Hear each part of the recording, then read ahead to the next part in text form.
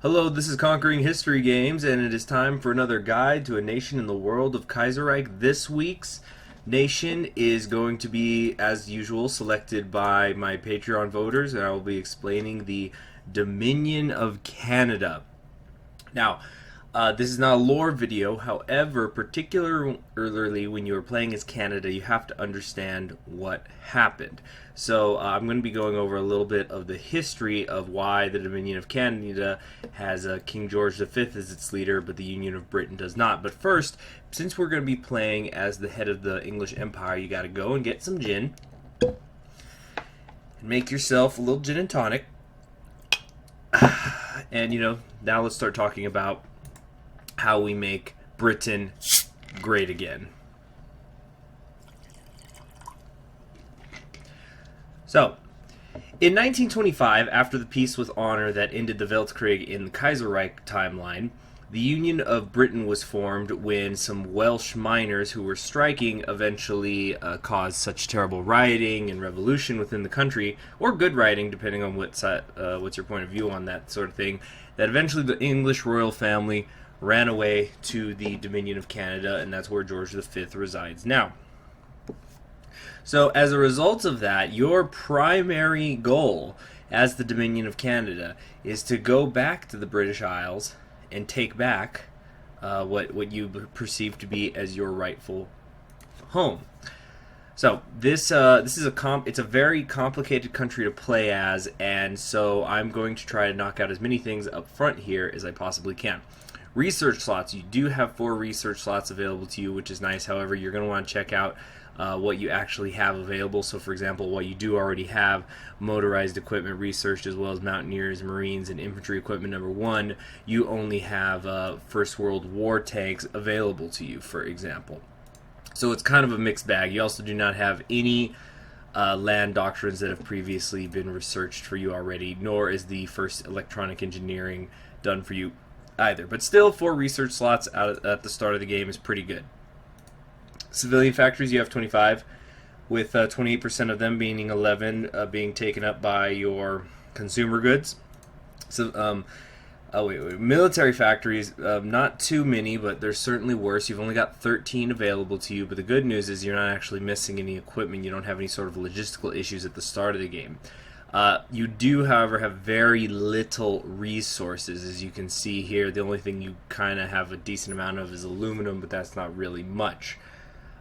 Your navy is decently sized, but nothing too great. And in fact, we're going to talk about how you have to develop the navy a little bit later. Well, depending on what your goals are, assuming that one of those major goals is to take back the Union of Britain.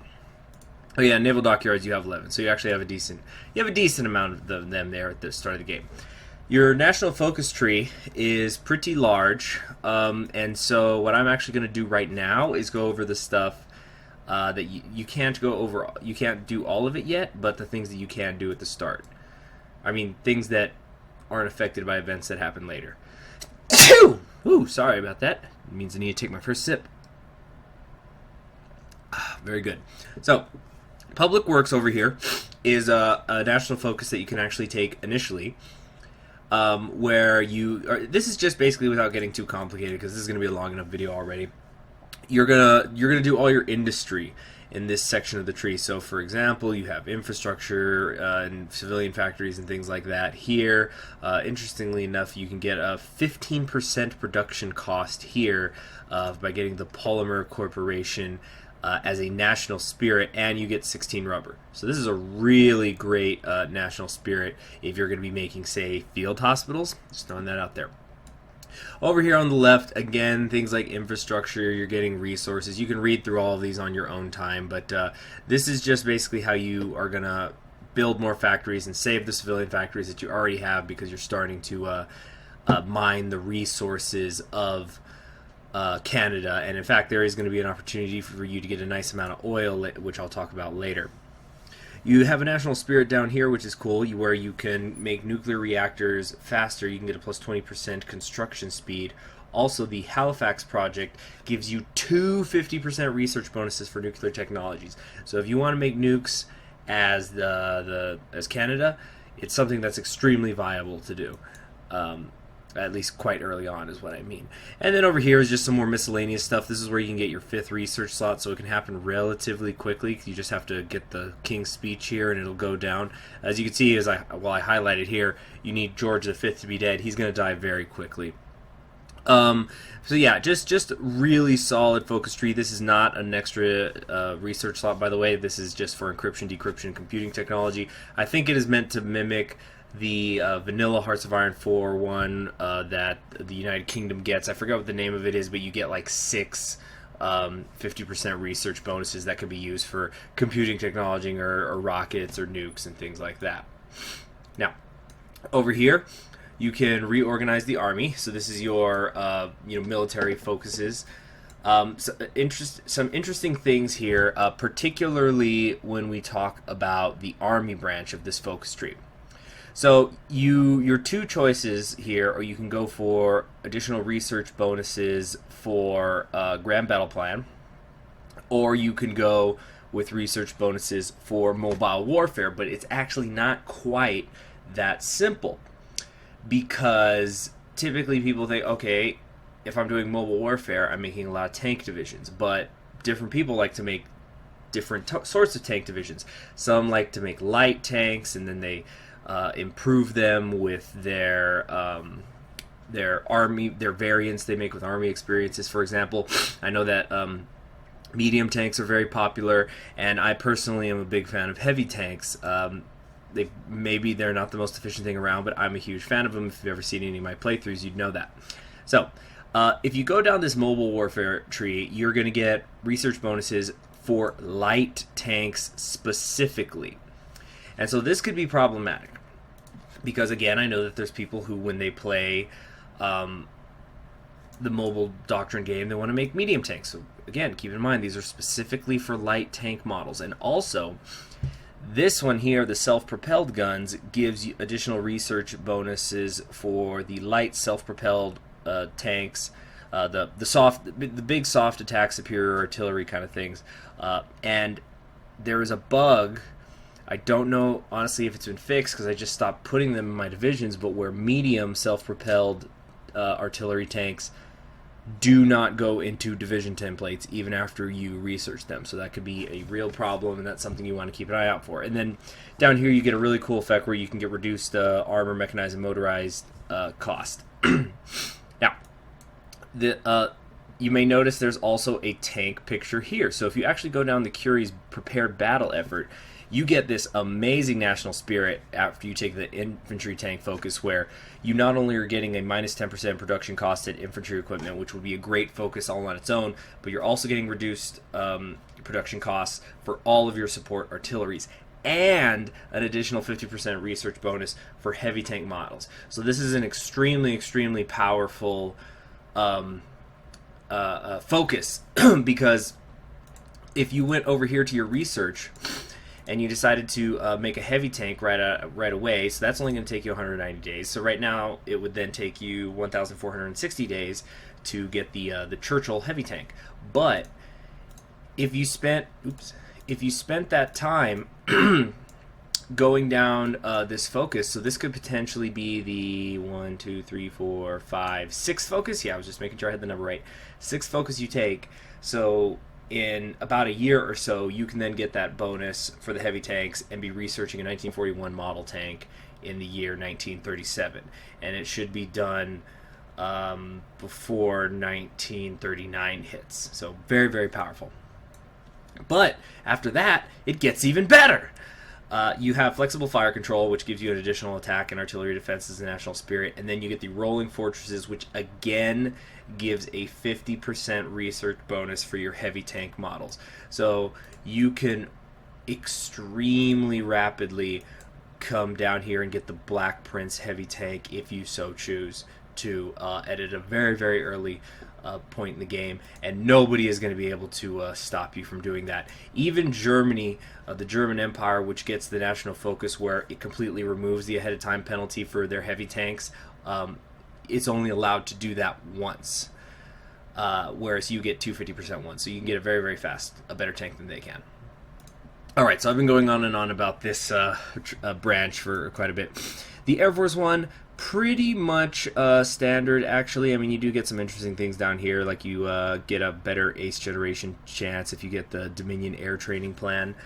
But really, it's just, do you want to do strategic destruction, or do you want to do what they call the operational integrity? Operation. Why am I saying they call? Hearts of Iron 4 calls the operational integrity. So you're not really going to be doing battlefield support. So if you like that tree a ton, this probably is not for you. I'm trying to remember if there's anything. Oh yeah, and you also get a jet technology, because it's a big focus tree. I don't want to make sure I'm not skipping anything. The strengthening the Navy, this can become very important. Usually with most naval trees, you have the choice between if you are going to be making destroyers, or if you are... Sorry about that.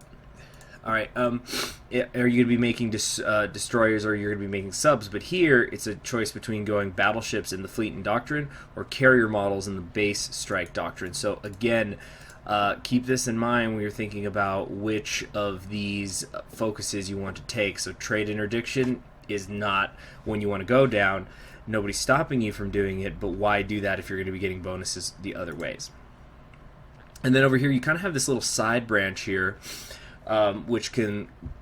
You only can do it when you're at war, by the way, but you can get a reduced convoy production cost, which I don't really see as being too helpful, especially when you start with 250. But I suppose if you're going to be doing a lot of naval invasions, it could be good. Maybe some of you out there want to not only take back the Union of Britain, but you want to create the empire all over again and take back all the former Commonwealth nations. Who knows? Maybe you don't want the Dominion of India to do the work, and you can just go and take out India yourself. I don't know. It's your game to play. So, let's see here. Now, defense scheme number 1 on the right here. This is another one that you can take right away. In fact, if you're going to do it, you have to do it early before defense scheme number 2 comes into play. And this is just where you can build various land forts. And as usual, but always check whenever you have a national focus that does this, it adds land forts to a state. It does not set the number to that state. So for example, if you've in Southern Ontario already built 5 land forts or something, you are now going to have 8 land forts in that area. Alright, so now let's talk about the King's Speech. I'm just going to let some time go by here. Now, I'm not taking any national focus right now, which is the same thing that I did when I actually did a playthrough as the Dominion of Canada, although I turned it into the Kingdom of Canada, which I'll talk about later. I'll have a link to that playlist in the description below. But what is going to happen in the early part of the game when you play as Canada is that George V here is going to die. Sometimes he dies within 10 days, so that's one reason to not take the national focus. Okay, that hasn't happened. But that's okay, because it may be worth it to you to just continue to wait and not select a national focus. You do have some that are available, of course. You could go start working on public works. But I personally don't do it, because you're just... getting more political power a day when you do it, and especially in this early part of the game, you do not actually have much political power coming in because of your national spirit. The divided government, which is almost an entire political power cost every day, as well as significantly reducing your national unity. You also have the Anglo-French tensions, which increase your daily political power cost. So between these two, it's an additional entire political power point a day.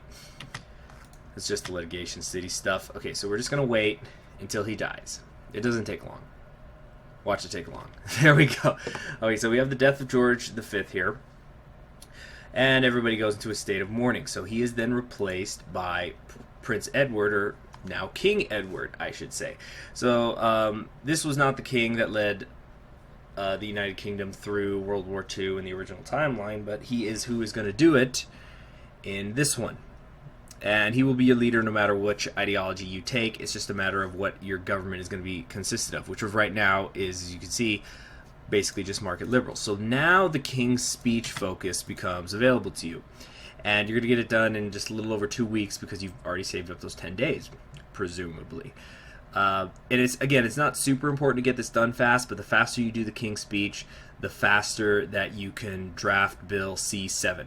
And then this is what is going to take up a lot of time, but I'm going to try to reduce that amount of time. Now, after you get the pop-up regarding the King's Speech being completed, you're going to have these 4 options to choose from, and none of them really tell you what to do. So this and the next major section of this guide is going to be talking about how this and drafting of Bill C-7 works. So this can be really complicated and confusing. So I was actually going to go into all of this, and then this video was going to end up being like, an hour long, but it was brought to my attention that somebody already made a Steam guide on specifically Bill C-7. So I'm going to have a link to that in the description. That is the guy who is going to go completely in depth for what all of these do. So this, as of right now, it's not super important which of these 4 that you pick. It just affects relations with different countries. So for example, if you endorse the exiles, then you are going to have the syndicalists over in Europe be pissed at you, but they already hate you, as we can see, so it doesn't really matter. On the other hand, you can do things like listen to your privy counselors, and then the USA will like you more, for example. But you don't see what any of these do. So, for example, if you announce your support for the Grand Minister, there you go, you see the 20th century shall be Canada's century. You get the political power. And then the United States likes you less, for example. But it really does not matter too much, and if you go with deciding not to commit to anyone, then nothing will happen. So, but this is a good way to get some quick political power if you want. So now let's skip ahead to the next focus that you are probably going to want to do. It's the actual drafting of Bill C-7. So this is where you're figuring out what exactly your political ideology is and what you are going to do regarding your relation with the Canadians and all sorts of things like that. But let's just let's dismiss all these things and start working on the rest of this. Now we have arming the nation here, and this is where you're going to decide who's actually going to write the bill. So you can make it a Liberal Party effort. As you can see, you're already marked liberal, or you can make it a bipartisan effort. So you're going to get the other parties involved. So I'm going to make this a bipartisan effort because this opens up more options for you when it comes to actually deciding the specifics of Bill C-7. So for example, right here, deciding the future of Canada's industry, you would, if you had chosen to make this exclusively a Liberal policy, then only C.D. Howe and the Compromise is an old art as politics itself would be your only options. But because you have decided, or I have decided, to make this a bipartisan bill, you can choose to side with the Tories and nationalize the army. So again, link to a more specific guide will be in the description below, but basically this makes lets you make military factories faster. The Compromise will give you better factory output and production efficiency cap, and if you side with the Tories, you will get a little bit better factory output, and it's the halfway thing, basically. So anyway, let's just go. I'm not going to make a selection because I don't want to influence you guys. I'm just going to jump ahead to the next thing. Now, this is the most important decision you have to make regarding Bill C-7, because this is where you're going to decide which focus you want to go down next. If the bill passes, it is going to open up the Constitution Act for you. If the bill does not pass, then you are opening up the path for abolishing the Parliament. Now, if you decide that the bill passes, you are going to get all of the effects, national spirits and stuff that depend on what choices you made in the drafting of the bill. So as you see, they're all listed here because I went with the market liberal policies. However, if you did go with the Tory policies, keep in mind you are still going to be a market liberal country, and you will remain as such for the next 4 years until there is another election. So we're going to look at what happens if the bill gets killed in the House of Lords. So I think some people think, it seems to me that some people think that if just because the bill does not pass, that you're automatically going to head down towards abolishing the Parliament. This is not so.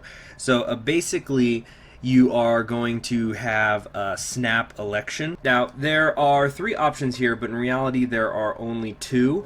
It's if you choose these first two, that is when you're going to have the snap election. So let's say, for example, if he's lost confidence in the Liberals, you then get the government falls, there's going to be an emergency election, and then you can call another one in the next 30 days. So in the meantime, let's already get started on the next act.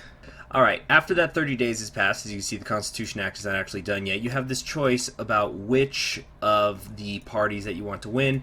You can choose to have the Liberals win, the Conservatives win, or a Tory and Social Credit coalition will be formed. The Social Credits or the National Populists out here that I know so many of you so many of you just love so much, and you're looking forward to seeing more of in the future. This is, as of right now, just a terrible position to make because it just increases the popularity of the Tories, but you're going to get like you get ministers that are not loyal to the party, and anybody who's played Kaiserreich before knows that can become problematic because you have to keep paying political power so that they don't get more popular. So the question is if you want the Liberals or the Conservatives to win. You're already liberal, so that might appeal to you. Alternatively, you could have the Social Conservatives win, in which case you will change over. Now, no matter which one you pick, you're going to get 200 political power, so you're going to get back a lot of the political power that you were burning through as you were trying to pass C7. And then this is what you will stay as until you get to 1940, when you'll have another election. You can choose to change it or not. Now let's go back and explore the other options you can go down. So now we're back at the parliamentary vote of the final draft of Bill C7. We decided that the bill is killed in the riot in the House of Lords. The king has had enough of the democratic process. So now if you look over here, what is this? Oh no, this is just a minor thing. Don't even worry about it too much. Read through it on your own time.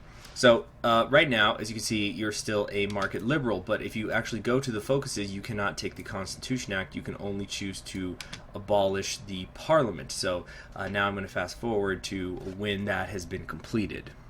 Once you complete the national focus that abolishes the Parliament, you're going to get a message that your popularity is now quite low. You have become paternal autocrat, and then you are going to get this effect, liberal dissent, which is going to give you some really bad effects for about a year and a half. It's going to lower construction speed, unity, recruitable population by 3%, which is extremely harmful, especially considering because right now you're on only 486%. 486 manpower, so minus 3% is going to take a long time before you have the manpower to do anything. And also it's going to cost you a little bit of political power every day. And you still also have the divided government to deal with. So once you purge the disloyal opposition, you'll be able to get rid of the divided government, which is taking away so much of your political power, and then also the mandatory enrollment in the cadet corps will even out your recruitable population. And once the effect wears off, you'll have an additional 3%. So these are both pretty good. You don't necessarily have to take them after you abolish the parliament, but it's just highly recommended that you do. So we're going to take another big jump here so that I can start talking about the things that are here on the right side of the focus tree. And also, by the way, this is how you can create the Imperial and Scientific Academic Council. So you could just share technology with everybody who's in your faction. Just a little heads up. So now we're going to take a big leap forward to where some other events are going to be happening down the line. Okay, now we're back after an extended sort of break, but I'm sure it was just a second for you all. Now it's time for the naval exercises in the Atlantic. So you could take these much earlier than I did, but I waited for a while.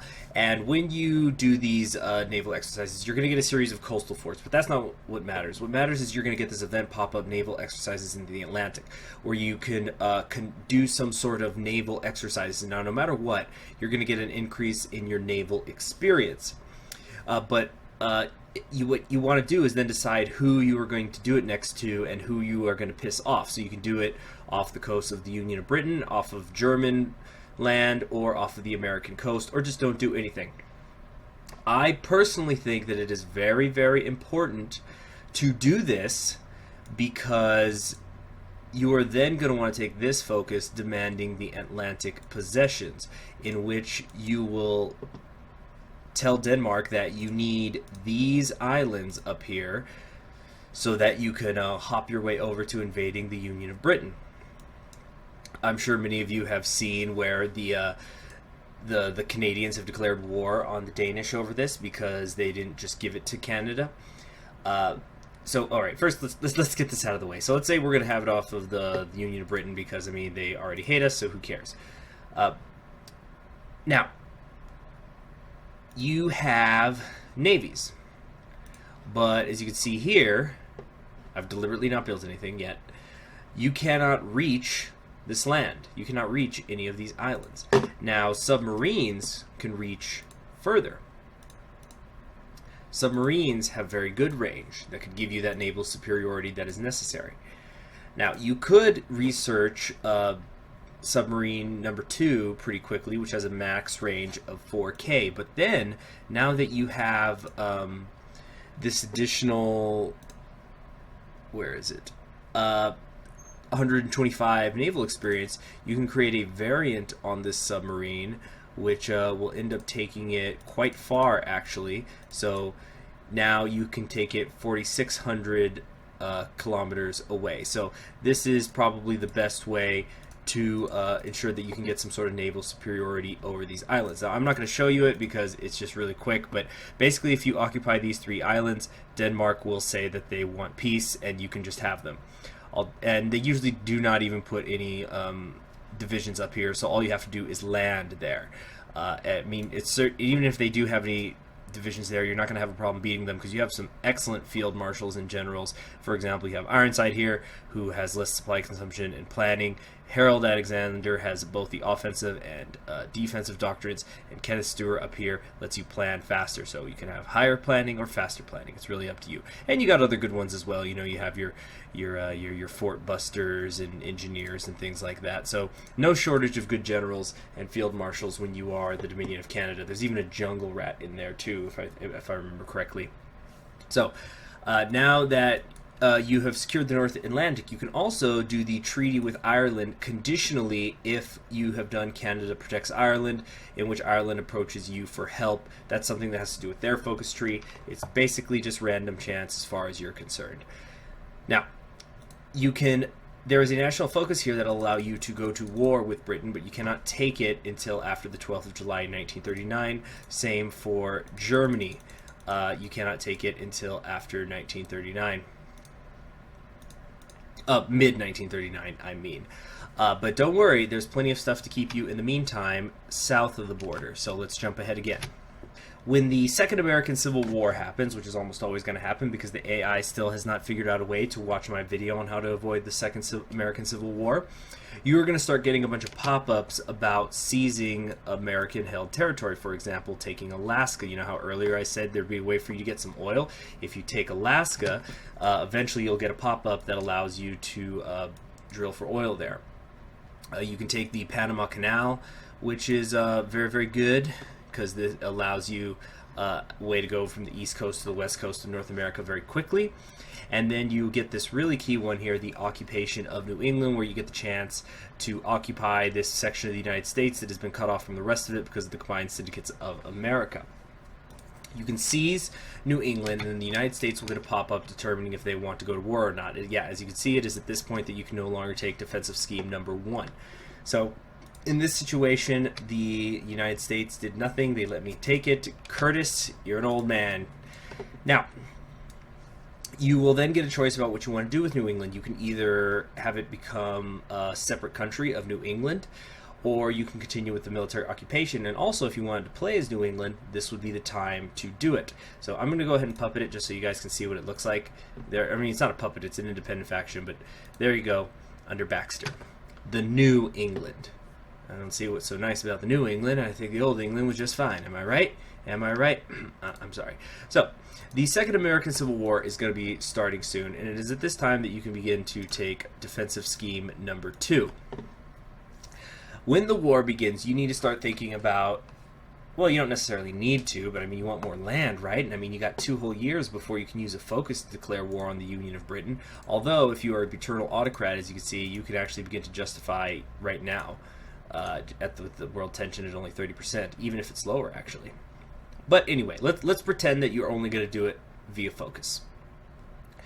You have this far right section of your focus tree. Recognize Chicago? Just ignore it. Completely irrelevant, and it's my understanding they are going to delete it.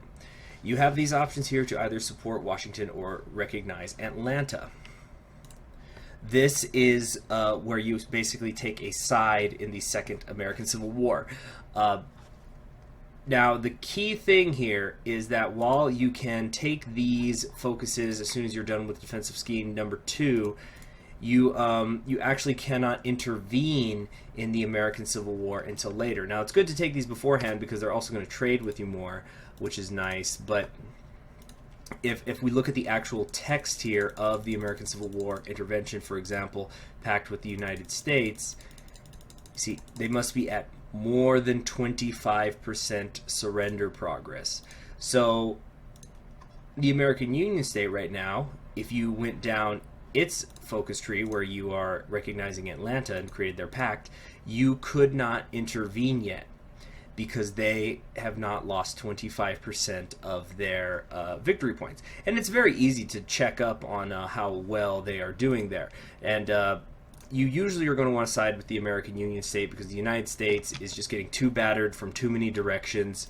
Oh yeah, and as you can see, and oh, actually, I'm so sorry, I completely forgot this. You actually cannot take the support Washington option if you are a paternal autocrat, so you really don't have a choice except to recognize Atlanta. Now, as I was saying, it's actually pretty easy to keep track of how they are doing with their surrender progress. You just go to the Current Wars tab, and when you look at the World Tension History, and you want to check on how the American Union state is doing, and you just come in here and you can just get it, you just hover over it. So right now they are 0% capitulation. Let's say that you had gone with the United States, supporting them because you had not become paternal autocrat. Why is it popping up? Whoops. Hey, the devil's dead. So the United States is 47% towards capitulation. So in that scenario, you would already be able to intervene in the American Civil War. Another thing to keep in mind is that just because you are siding with one of these nations does not mean that you cannot defeat them later. For example, in my own playthrough as Canada, I intervened on the side of the American Union states, and once I was done, after the Civil War was over, I then declared war on them. So you can do that later. You also have these Pacific States treaties that you can potentially do here. In fact, let's just jump ahead to when the Recognize Atlanta is done, and I'll talk about it. Okay, now we're taking a look at what your relationship is going to be with the Pacific States of America. Because you are a paternal autocrat, although you can also do this if you ever become national populist, I can't speak as to what the developers are going to do.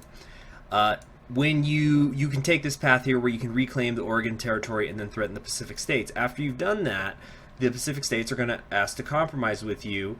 Now, you could say that you don't want any half measures or compromises and declare war and take the entire West Coast, which you very may well want to do. But if you do compromise, just if you're curious, this is what it's going to look like. Alternatively, you can have a treaty with the Pacific States and then form an alliance with them in which they join the Entente. Although you can't really completely finish that usually, at least not on your end, until the you can't do it until the Second American Civil War is over. Although the Pacific States can also choose to join the Entente as you see here.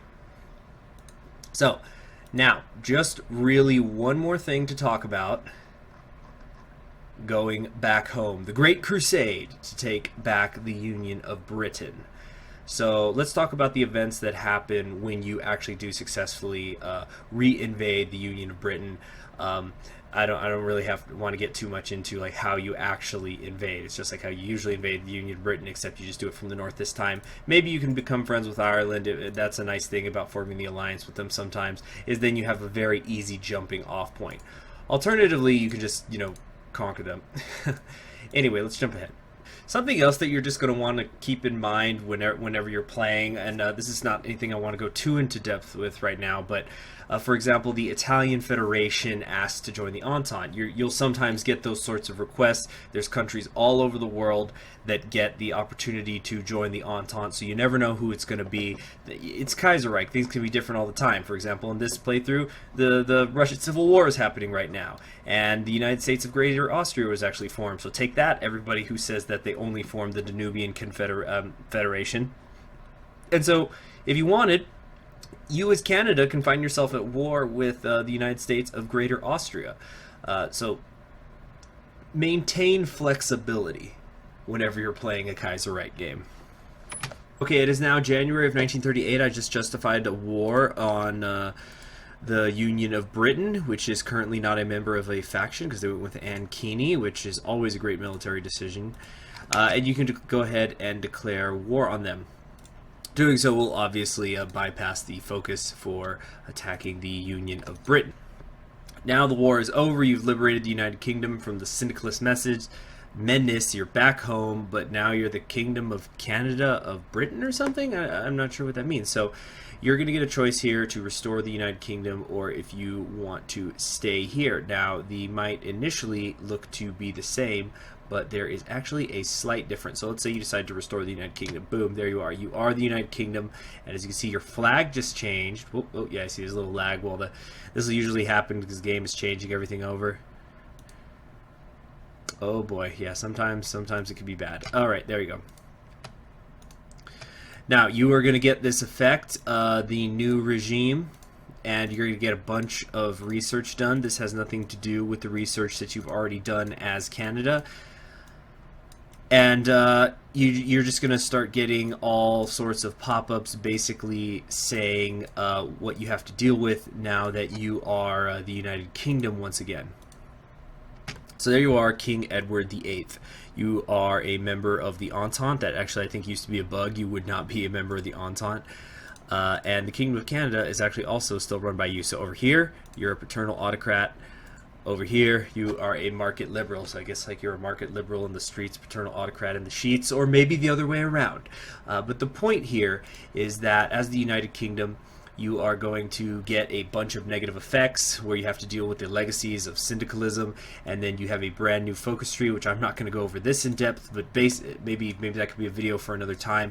But it's my understanding that this is incomplete, but you mostly just have to deal with getting rid of these negative national spirits as you rebuild yourself. Alternatively, after years of exile and struggle, the armed forces of the Union of Britain have been defeated and its leaders fled, while the royal family have returned to Britain in triumph. It is a glorious day for Britain and the Empire. God save the King, and this time for real, but I'll stay here. The United Kingdom is created, but you are not the United Kingdom. You are still Canada. So you don't get to pick both. You don't get to merge them. That's just the way that it goes down. I'm not going to criticize or condone it either way. I just wanted to let you guys know that that's how it works. There you have it. That is the Kingdom of Canada for you, Commonwealth of Canada, Dominion of Canada, whatever you want to call it, whatever it is.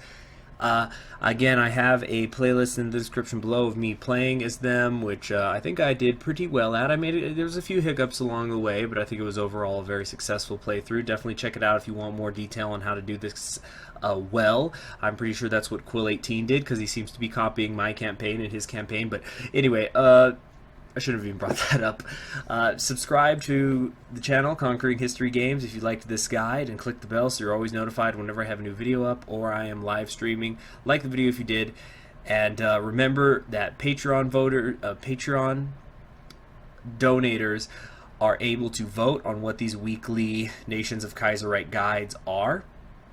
So if you want to help support the channel, that is a way to do that and also have your voice heard more. Thank you for sticking with me for this long guide, and you have a wonderful day.